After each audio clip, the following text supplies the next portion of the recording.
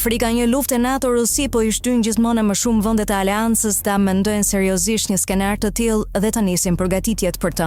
Mediat në Berlin raportojnë se forcat e armatosura gjermane janë duke planifikuar se si të trajtojnë deri në 1000 ushtar të plagosur në ditë nëse shpërthen një konflikt madhor. Këto përgatitje po bëhen pas paralemrimeve nga aleanca se Moska mund të jetë e aftë të nisë një sulm ndaj një vendi antar të NATO-s që në vitin 2029. Pavarësisht se Rusia vetë vazhdon të insistojë se një luftë frontale në aleancën më të madhe ushtarake të globit nuk është në planet e saj, incidentet e fundit nga avion luftarak dhe dron rus në territorin e vendeve të NATO-s e kanë shtuar frikën e një përshkallëzimi.